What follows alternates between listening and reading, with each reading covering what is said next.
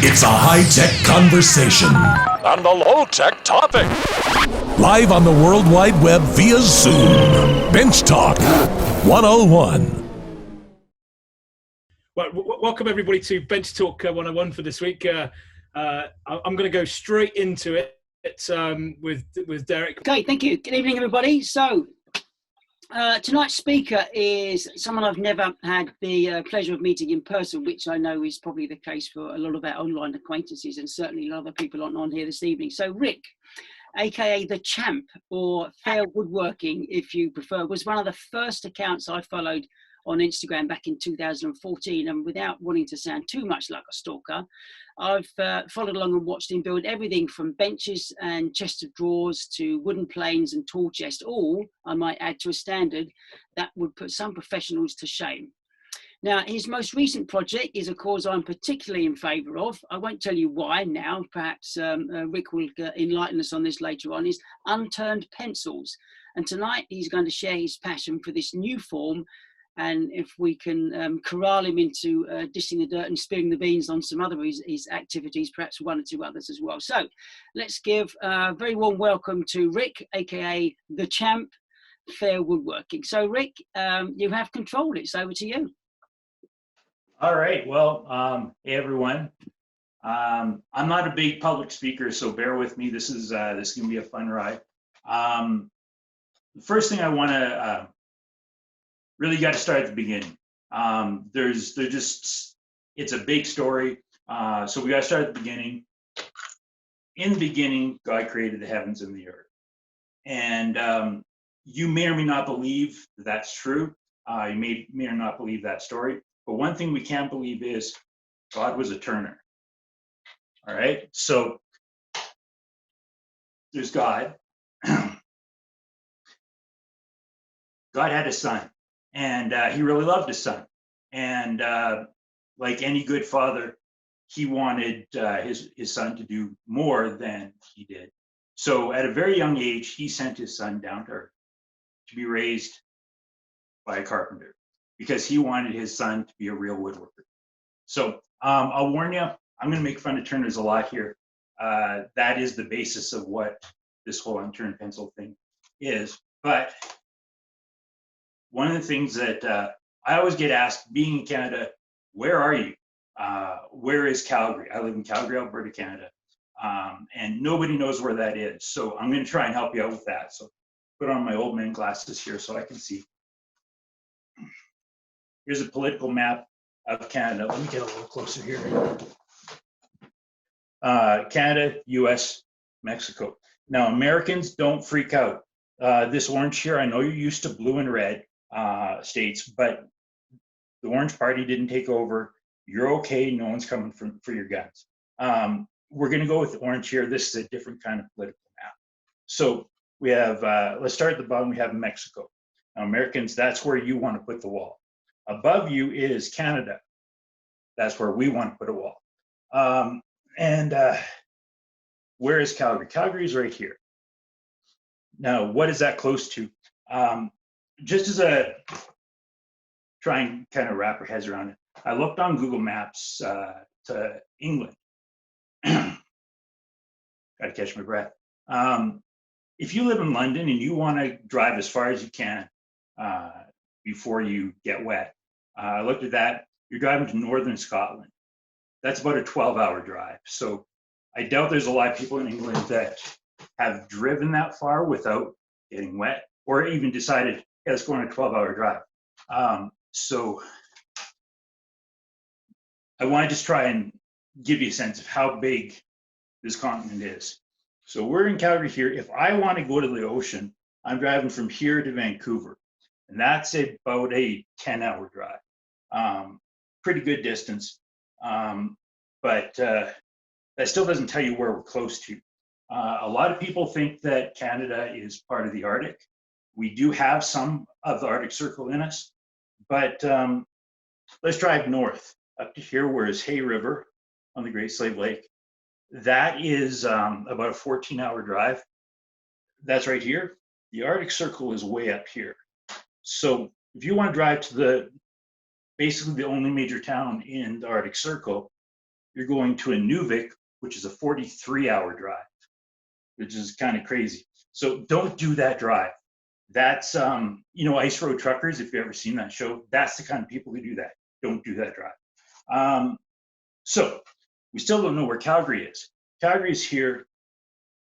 Las Vegas down here, that's a 19-hour drive. So we're almost directly north of there. But I get a lot of people say, hey, I'm going to be in Canada. I'm going to go to Toronto or maybe Ottawa, which is the capital of Canada. That's where Lee Valley has their headquarters. So maybe I'm going to visit Rob Lee. Maybe while I'm in Canada, I'll come see you. Well, here's the problem. This is Calgary, Toronto, and Ottawa. Toronto is 33 hours away. Ottawa is 35 hours away. So to put that in perspective, you say, hey, I'm coming to visit you. I say, I don't want to see you. I'm going to Houston, Texas. While you're driving there, I can get to Houston, Texas and be swimming in the Gulf of Mexico before you can get to my house. So huge. Now, another drive from Calgary to Halifax, that's where the survivors of the Titanic went to. That is a 50-hour drive. So from Vancouver to Halifax, it's a 60-hour drive. To put that into perspective, that's like you and your best friend decide to go on a road trip. You're gonna not stop for gas. You're gonna eat PB&J the whole way. You're peeing out the window. You're hot swapping drivers. You're still not gonna do it for 3 days. So what a huge country we live in. It's part of who we are. So now that you know where I am, or basically you still don't know where I am because we're not close to anyone. So I don't know, Google it. So here we are. Still haven't really started. A little bit more about me and who I am. I have to kind of go back 3 years. 3 years ago, the company Bench posted a picture that I thought was cool, but it didn't really hit me real hard. It was a picture that they had found of what they thought was the symbol when a craftsman was done for the day.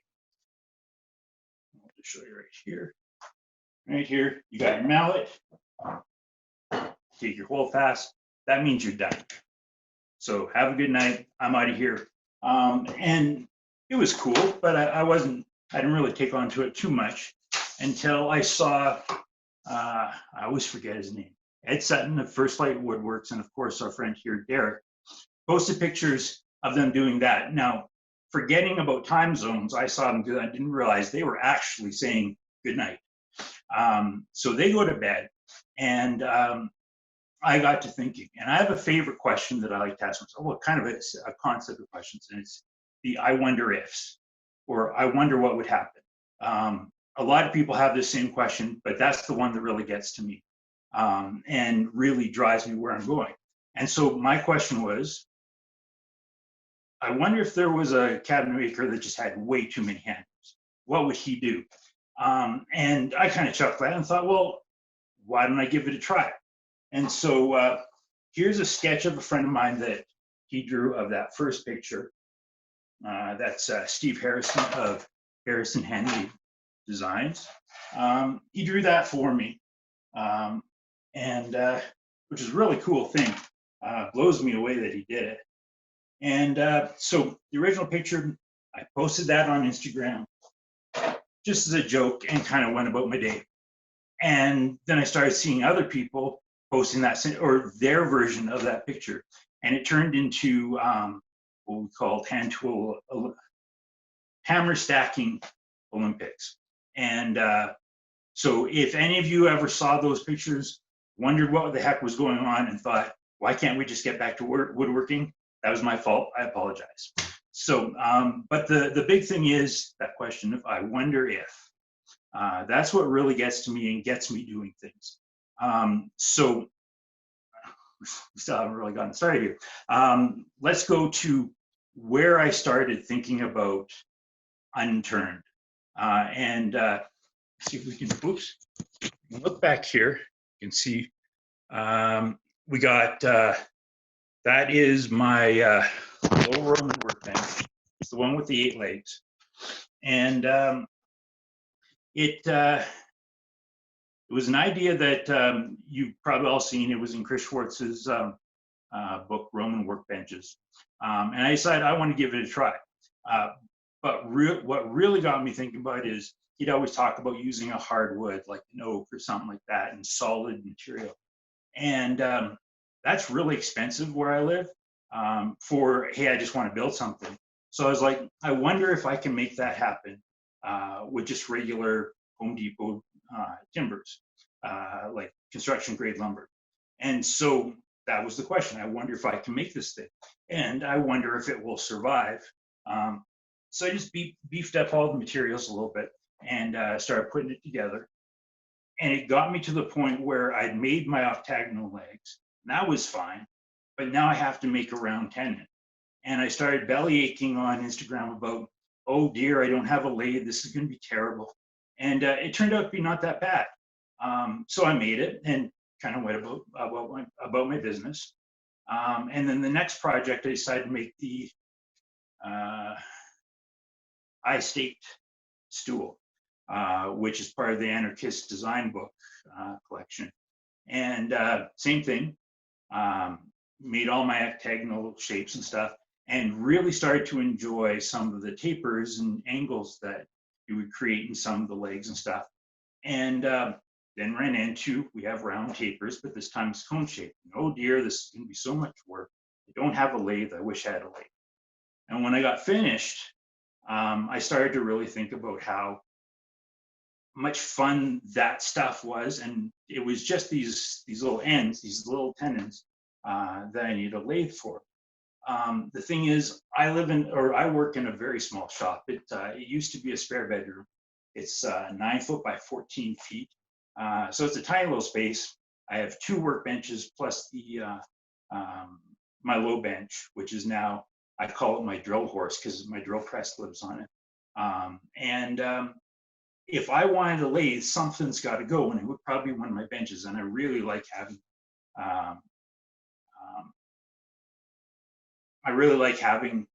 an extra bench to work on. It gives me a lot of flexibility in what I'm doing. So that's when I realized maybe I don't need a lathe. So from there, and of course I didn't bring it in.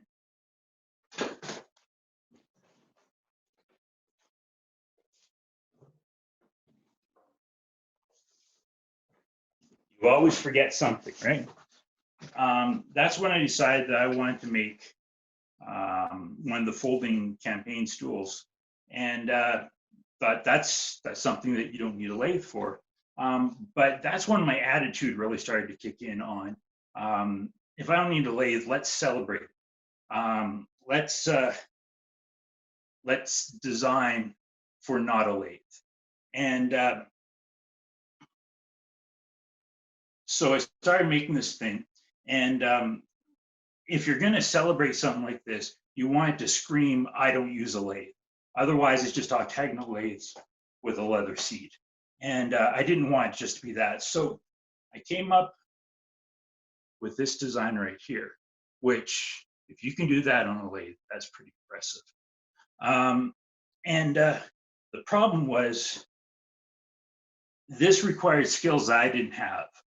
And so before I could build this, I had to take a lot of time in figuring out, how do you build it? How do you make these tapers, but then stop there? So those are all things I'd never learned before. So for 2 months, I think it was, I practiced on scrap wood just to make that possible. And then the hardware, the sweet hardware shows up from Lee Valley. And I discovered, I don't know if you can see there, the hardware is round. So then I had to actually round that part. But again, if you want it to scream, I didn't use a lathe. And let's see if you can see there, these 2 sides here aren't rounded. So that curve isn't possible with the lathe. So with that, I started, in my mind, the lathe free or die hashtag. And this is probably, or at least to that point, was the most skill-intensive thing I'd ever built. And it just, it's this whole idea of, I'm going to make sure that I design on what I want to design, as opposed to the tools that I have. I could have made this all around. It would take me a long time, but I could do it. So that was kind of fun. So, lathe for your die. As an example, I want to show you this this fountain pen that I turned. It's a nice looking pen, I think. But the thing is, I could walk into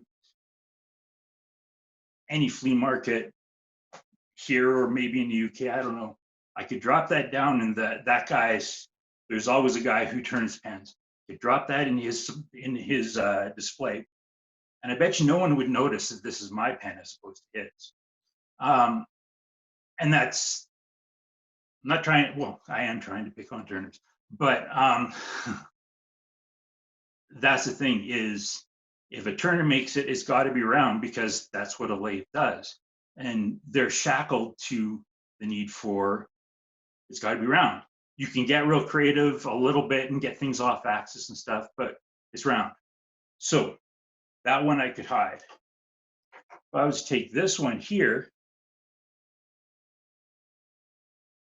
try and hide that. This one, even someone who doesn't know anything about turning is going to say, hey, that one looks different. And I'm not saying this one is better, but it's different because I wasn't shackled to a specific tool when I made it. So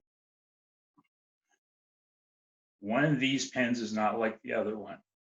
And that's when, this is the idea that started the whole unturned pencil concept, is I want to make things that scream, not turned. So now we're going to try the highly risky switch views and switch bench modes. Still here, don't give up. And there we go. We're going to do a little unboxing. This is a pencil that I just finished up. Some important things here. You can see right there. Maybe this one's easier. I call that a clocked Canadian style screw. And you see it's a Robinson screw. Non-Canadians call that a square drive. Everyone complains about them because they're hard to use and everything because you don't have the right screws. But here's the reason why. I set that screw in there before I set up the shop, and it's still been sitting there. They don't fall off, which is just fantastic when you're actually trying to do some woodworking. So back to our crate here. That's my my stamp that I put on. Quite proud of it. I designed that myself. Not really. I just put 3 stamps and used them all together. So here we go. This is an unturned pencil.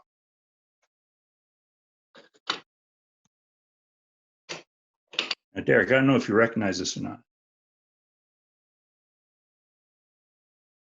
This is, I'm trying out stabilized woods now. That's, I think that might be the way to go.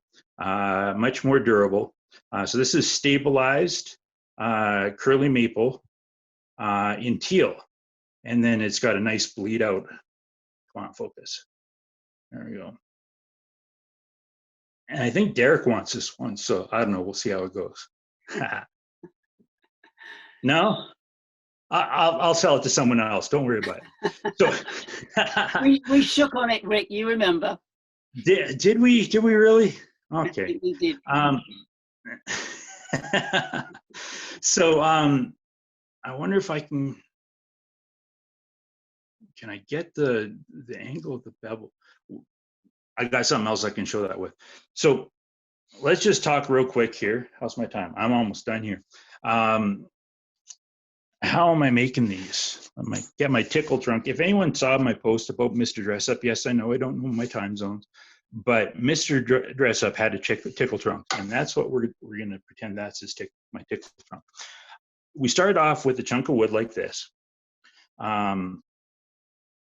Now, I've had to tape it so it doesn't fall apart, but I make them all into a triangle. There's an easier example.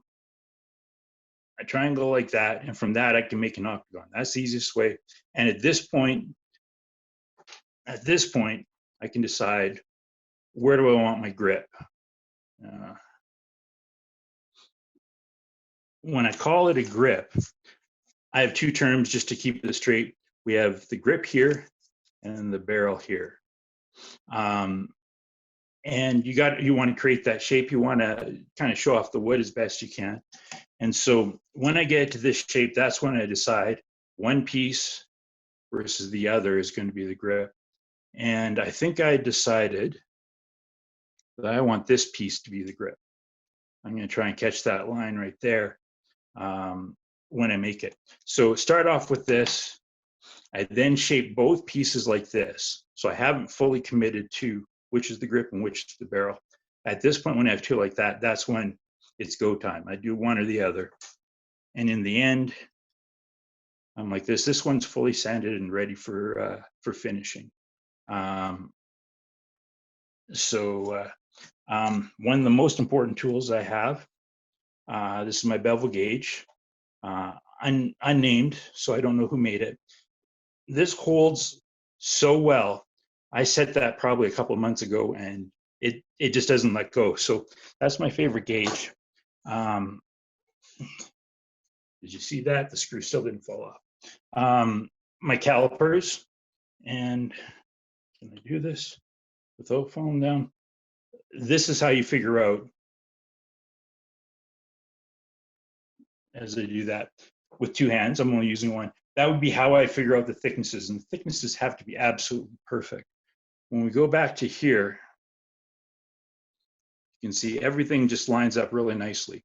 The tricky thing with this hardware is it has nuts as the hardware, so it kind of keeps you honest because you can't screw around.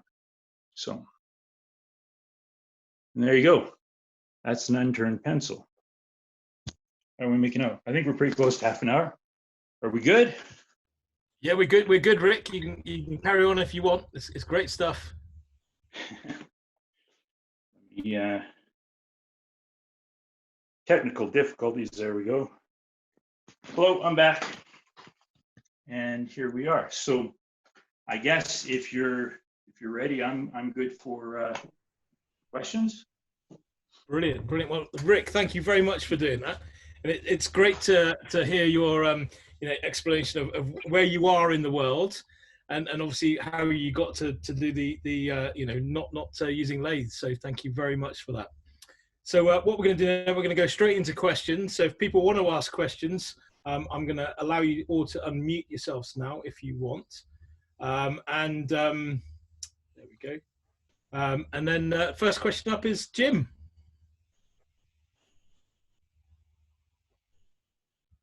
Maybe.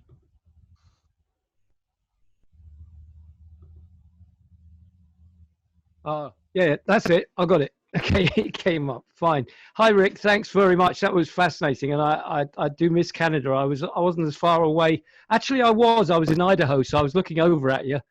But I'd never been that far over. Yes.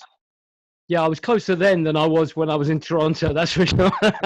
But my question is simple. It's the hardware. Yes. I presume you buy that hardware in from somewhere, and is it specific to your design, or did you get someone to make it, or what? I actually got really lucky on that. That was actually a story I had planned on telling and forgot to write it in here. Do you remember that Lost Art Press would have the Anarchist gift guide? One of the things that he posted way back was this 5.6 millimeter carpenter's pencil. I think they called them artist pencils or lead holders or something. And he said it made a really good replacement for a carpenter's pencil. But I'd looked at it, and to get one in Canada was actually kind of expensive.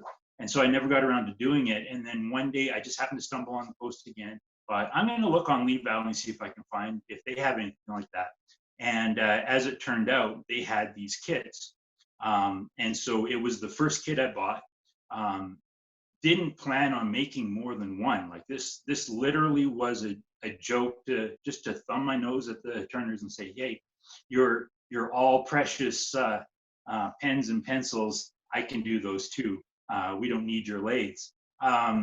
It turned out to be a really high quality piece of kit. It's probably the best quality kit I've seen of any kind of pen or pencil or whatever. Here's an example of one that I made.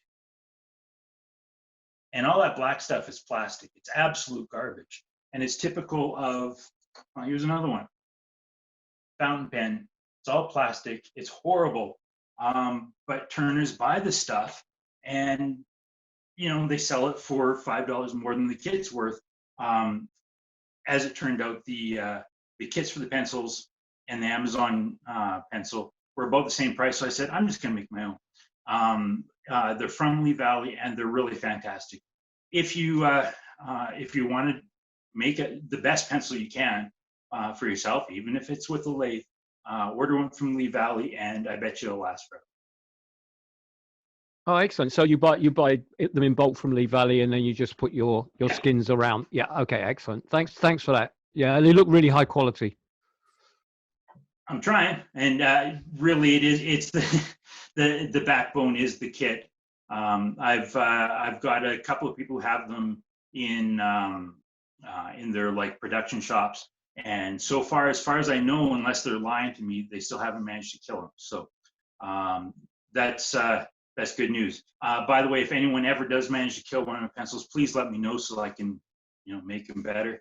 Mine are still going great, so No, you've really enhanced something that's already, you've got to start with a good foundation, haven't you? And you've made something quite unique, really, as I mentioned in Instagram. Yeah. Thank you. Well, yeah, it's a strange thing to take something as ancient as a pencil and actually come up with a new idea. And it's not really a new idea. I took a couple ideas and I put them together. It was pretty exciting to have something like that happen. Excellent. Good. Martin, over to you. Hi, Geoffrey. Hi, Rick. Great. That was interesting. You mentioned about stabilizing timber. It's funny enough, I was looking into that myself this evening, but it was all I don't know. I didn't like what I saw. But can you tell us about that? Yeah. So this is all material I've purchased from, I believe the company's called Stabilize It. They're a Canadian company, so that means I don't have to pay duty and taxes on getting it across the border. He makes some really nice woods. He's good at coloring and stuff like that. So that's where I've been getting it. It's really expensive, both with the shipping and then also from what I've seen on YouTube videos, the process is pretty time consuming. The nice thing is that you can take a wood that's not very durable and make it really, really durable. So a company like Blue Spruce with their mallets, I think that's what they're doing as well. It makes them really strong. I've been looking at, the idea of doing my own stabilizing. It's probably going to cost me $700 to $1,000 worth of equipment, plus the time and learning how to do it. So there's a lot to figure out there. It seems like a really good option. Yeah, so I was just wondering, because I was thinking about not buying stabilized timber, but doing it yourself. But then again, yeah, it's quite an investment there, isn't it? Plus all the failures that you probably have along the way as well. But, yeah. Yeah, there's the cactus juice that you purchase is really expensive. The process, it looks like it'll take you a week just to make your first one, find out if you messed up or not. So it's a real time investment. And then when I'm looking at how many pencils do I got to make to actually make up the money, that really makes me wonder if it's even feasible. So if you can find someone that's making stuff that you like, then that's a great way to go.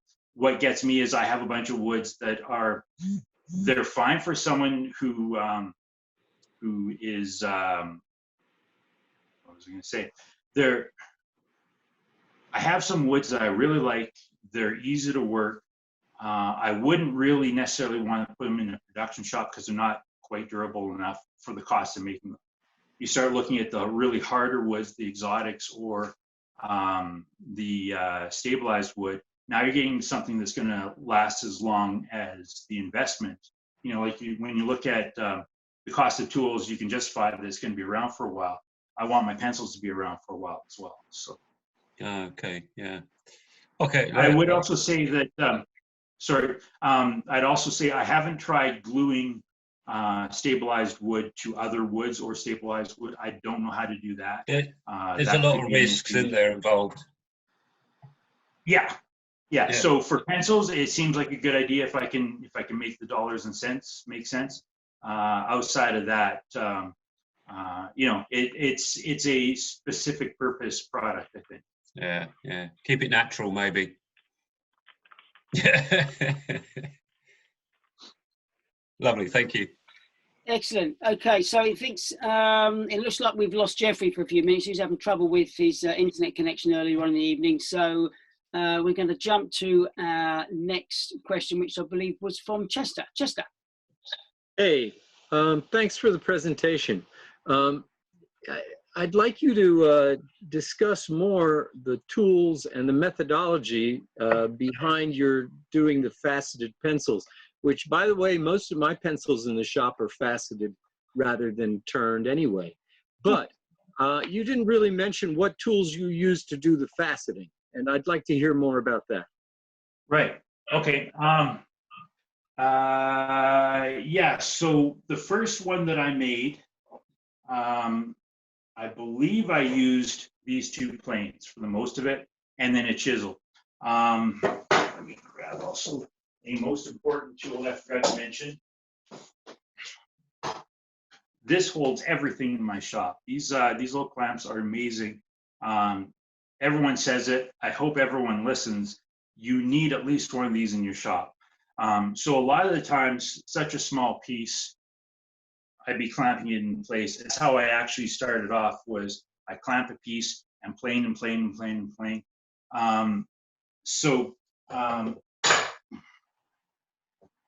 Once you get to these facets, sorry? Sorry, so you're clamping it end to end, but those angled facets, how do you go about those? With that, some jig that it sits in. Yeah, having done that campaign stool, I did a lot of that kind of facet work. I did it on the bench, and that gave me the confidence and the ability to actually take a chisel and get it at just the right square angle. And I literally just would chisel my way down to it, to the end. And then with my calipers like that, you measure the thickness. That's a whole process, figuring out what is the thickness that you want to finish off on. But they all started off with chisels and planes, and literally chiseling down. I'd mark a line in the middle, chisel down one way, and then come back the other one, and hopefully it all ends up on that one point. So, and where you said you were going to make the decision as to where the grip was. First, you made a triangle, and then and I'm assuming you didn't do the triangle until after you had it onto the arbor. I'm assuming, is that an arbor or an anvil? They call that tube that you've got in the middle of it. I've always called it a tube. I have literally, well, with the exception of turning that pen, I have no turning training whatsoever. So I actually bought the kit, drilled the holes, and then had to call up my buddy Jeremy and find out, how do I glue this to the inside of the kit. So yeah, I drill the hole, I put the tube in, I glue that in place, and then from there, I know turners probably don't do this, but I square everything up. I get both ends perfectly square to the tube. From there, then I start creating your typical reference edges. With this, you're dealing with multiple angles, so it's nothing's 90 degrees, but you have to kind of you got to wrap your head around this triangle shape, and then from there you have to stop thinking about, this block of wood is 3 inches by, it's all from the center. So everything is measured from the center, but the center is gone. So now the reference is actually the tube itself.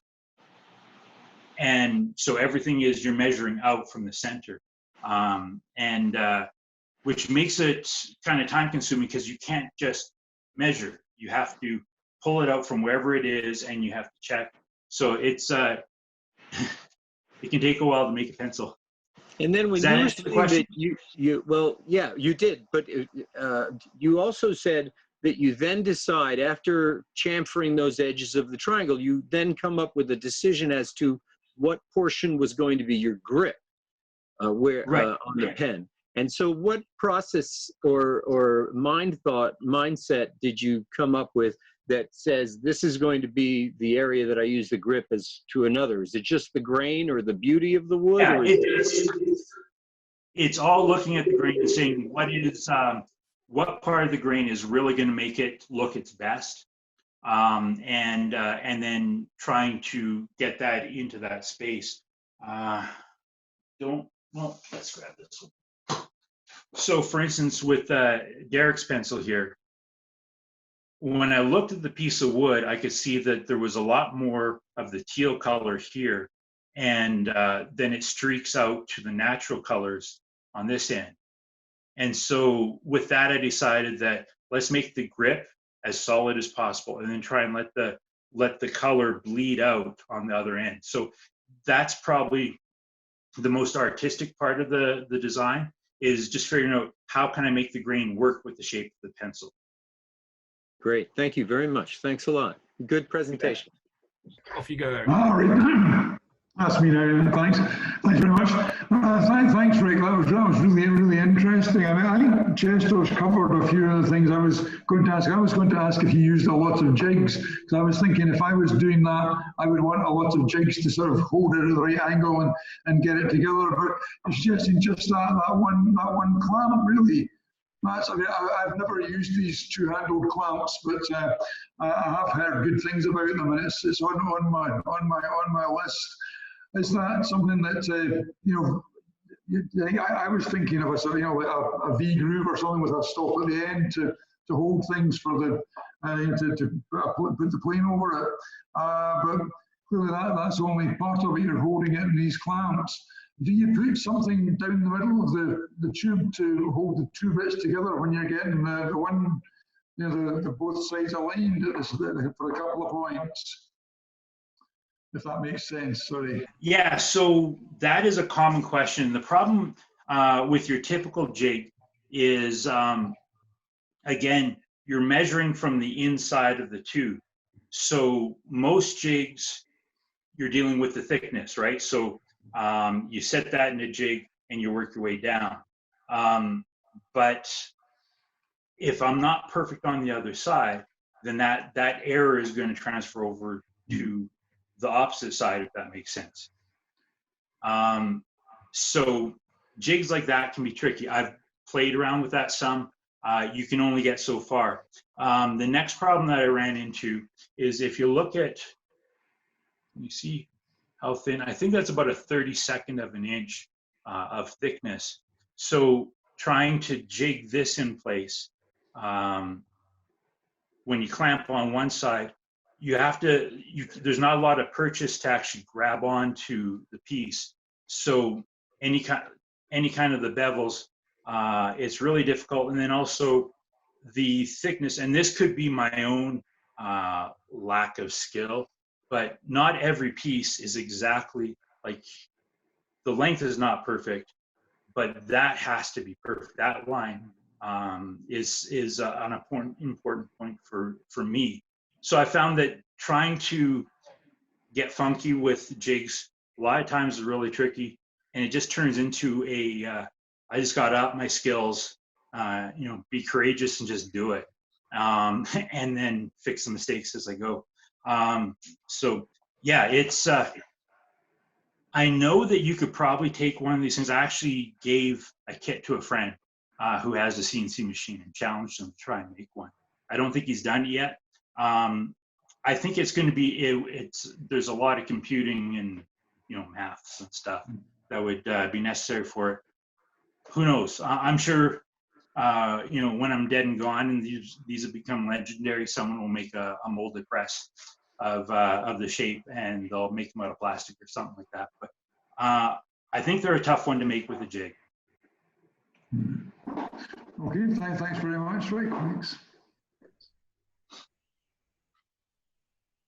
Good. I mean, if I start off again, so Matthias, you're next up on my chat, and if there's a group of people that are missing in the chat, if you can put your names back in it, then I'll read you out. So Matthias next, and if I missed you, put your name back in the chat. Sorry about the internet problems.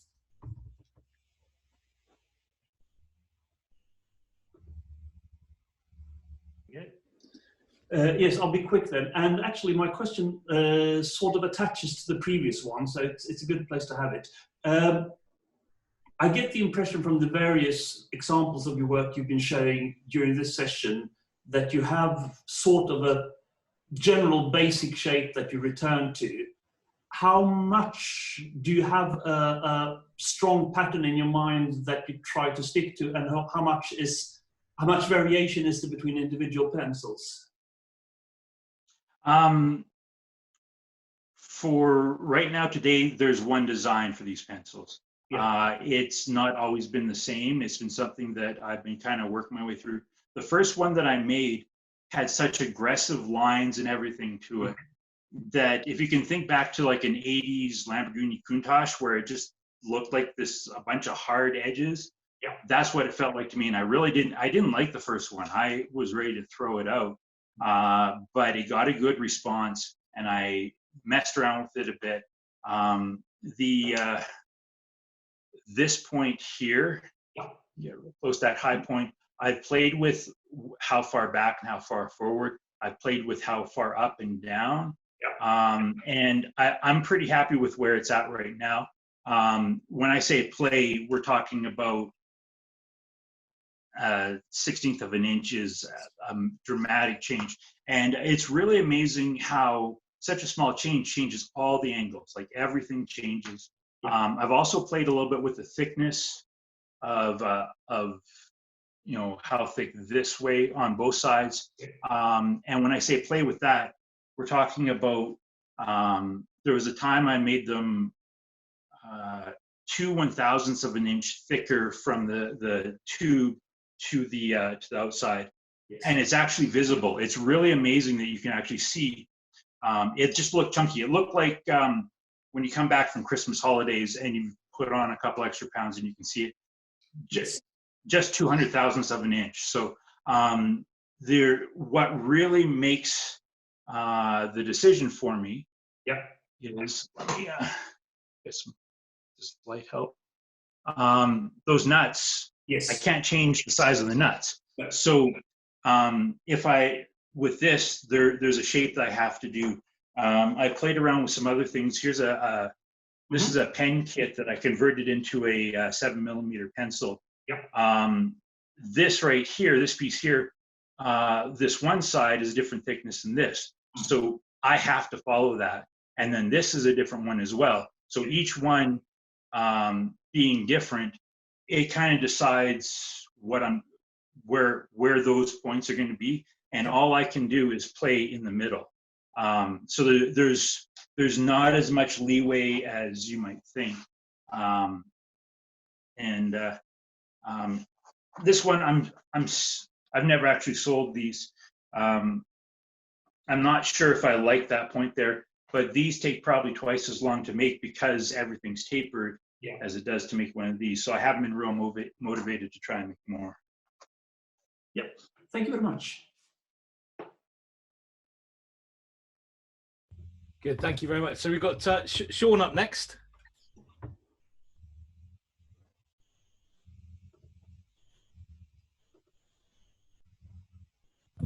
There we go. You hear me now? Yeah, we can hear you now, Sean. Fantastic. Hello. Thank you very much. That was fascinating. I'm going to move the topic off the pencils to some of your earlier work. I've been having a try at doing some octagonal legs myself. While at a glance they look okay, I'm finding it challenging to keep the octagon and get the taper right at the same side at the same time. Usually I've either got one or the other, and if I want to try and move one closer, obviously I'm moving material off a side, and there's only so small I want the leg to go. I was wondering if you had any of the same problems when you started working on shapes like that, and get any advice. Yeah, absolutely. The first thing that I would say is really master the block of wood, a piece of wood, of getting 6 sides all square to each other. A lot of your problems is, can you get one side flat? Then can you get the other side to be parallel and flat before you hit your line? But with an octagon, you're dealing with 8 sides that are all fighting each other. So it goes back to the basics of, can you do this? And this is a terrible example of a piece of wood. I don't have anything else, but it's a skills thing, probably to start, of learning how to get those nice clean shavings, getting the wind or the twist out of it, learning how to remove those, which is something that in these is a constant challenge of keeping it all square to not square. What's the term for octagon square? I don't know. But trying to learn how to do that, because yeah, it shows, I know exactly what you're saying. It shows really badly because you have all these other angles that are, pointing at the problem. Probably also getting the initial leg totally dead straight. I know for myself, I've run into situations where as I'm planing one side, it's bowing a little bit, and then my plane reacts to the bow and doesn't cut where I want it, and it ends up with a crown on the top. Yeah, it goes back to, I think personally, it's always back to the basics of, can I do it with a regular, not pain in the butt piece of wood? And then, does that answer the question? Yeah, I think that gives me some good pointers. I'm actually thinking about how I clamp them as I planed them, and bowing clamping might have been part of the problem. Let's go over to this other bench because I think it's a little easier to see. There it is. These the plane stops, the tooth plane stops. You know what? I should have started with that. That's what got me going in all this. Being able to put a piece of wood up against something like this completely changed my my woodworking. When I put this in, it was one of those crazy experiences of, how have I lived all this time without it? And there's people who say, well, I have a block of wood, or I have a stick, or I have one of those without the toothing, or whatever. That toothing part there completely changes the game. In fact, I don't know if you can see the toothing marks in the bottom of these stools, and though it holds it so well so that you're not fighting with the piece of wood while you're trying to work. It bites right in. It's the bottom of the foot, so who cares if it's marked? You can always cut it off later if you want to, whatever. But just having that, and I would just have it sitting free on my bench up against that, and now you have freedom to actually do your work. I must get myself one of those. Thank you very much. I'll drop by next time I'm in Canada. All right. Yeah, it's a quick, easy drive. Brilliant. Okay, Shrenik, you're up next. Hi, Rick. How are you? Hey, doing good. Yeah, it was a few weeks ago that we were talking after Bench Talk, as we often do some weeks, or most weeks rather. Yeah. I actually really enjoyed that. That's probably almost the funner part of these. So the people on the YouTubes, they miss out on the fun times. Definitely, it's a good reason for them to come and join Bench Talk when it's live. Exactly. So I think when you talk about making round things without without using a lathe. Did you know that snooker cues were actually traditionally made with a hand plane rather than Yeah. on a lathe? I think I remember we talked about that. We were talking about that, and that's what I was actually thinking. Is if you really want to do it, you can do it. And yeah, so that's. But then all you're doing is you're making it look like it was turned. Yeah. And the other point is, Sean, you can also, instead of the,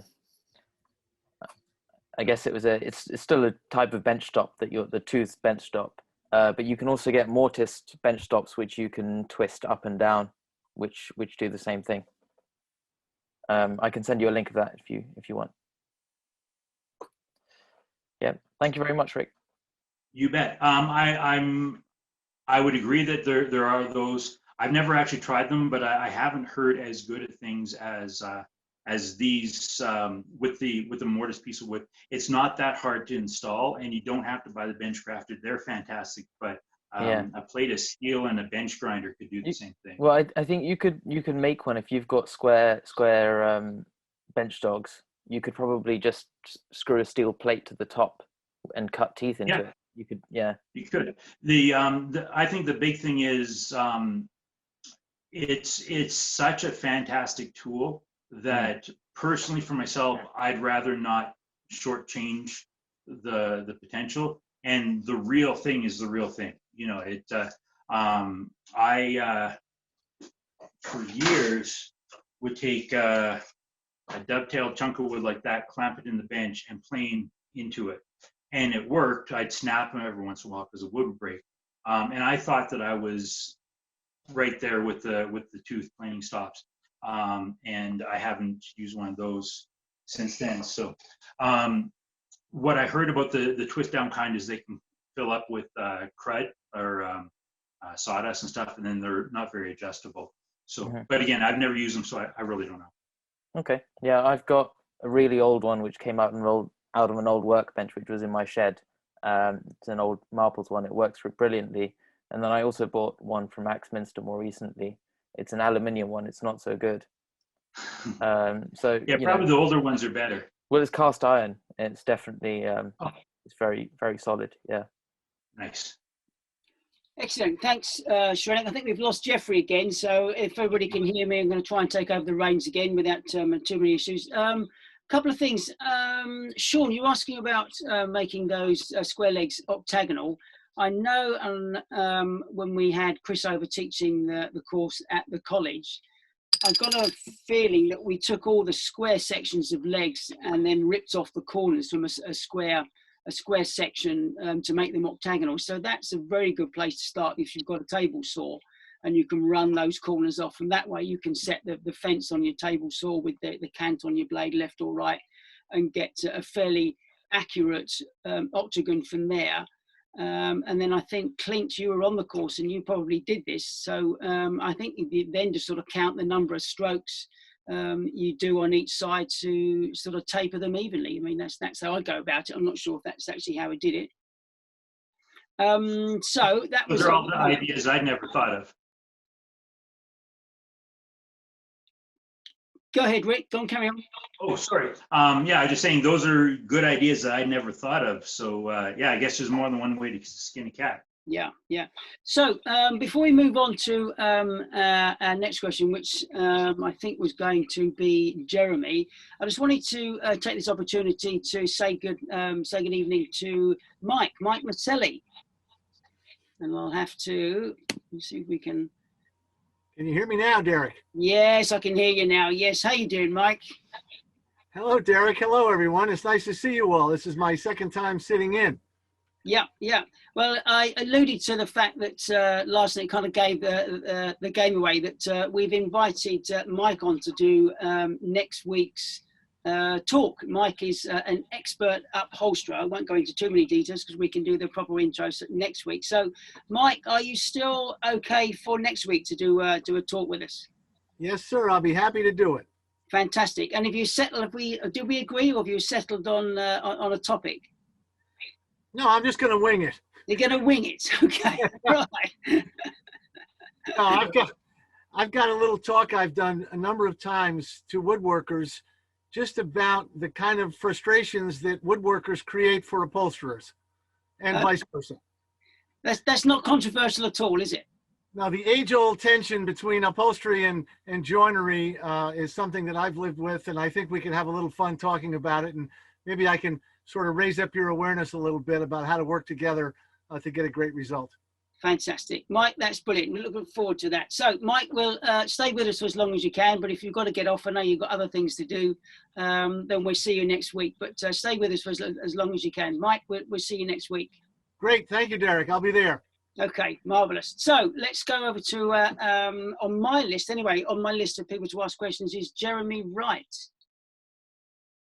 Was that a question or was that a comment? Was it tools for working with also makes one that is economical? Did you have a question as well, Jeremy? No, it was mostly just a comment. This is my first time joining live. I've seen it on YouTube a couple times, but so I don't know exactly the forum here as far as if you're. So I thought I had something to add there. Just if you weren't familiar with the tools for working wood, little metal bench planing stop, that would be another option. Okay. I don't know what availability is over in the UK as well, but yeah, we tend to have much the Good same job, equipment Rick. you can get over there. Yeah. So Jeremy, there is no the only hard and fast rule is that we keep it clean. Put your name in the chat, and we come to you for a question. Other than that, it's not really scripted at all. So if this is your first time joining us, you're most welcome. So it's glad to see you with us. There's one other thing we haven't done this evening. I'm a terrible host, not used to doing it from this side of the camera. So what we need to do is to say a very big thank you to Rick, aka the Champ. Nobody asked him about the Champ. I'm very disappointed in you lot. I gave you enough hints. Rick over at Fair Woodworking. So Rick, fantastic job. Really appreciate you giving up so much time in the middle of your day to come and join us. Thank you once again very much. So Rick will obviously see you here as a viewer in weeks ahead. So for now, I think we do our traditional toast to the bench and to our speaker. So Rick, thank you, mate. Appreciate it. Thanks a bunch. Thanks, guys. I really appreciate it. Bench Talk 101.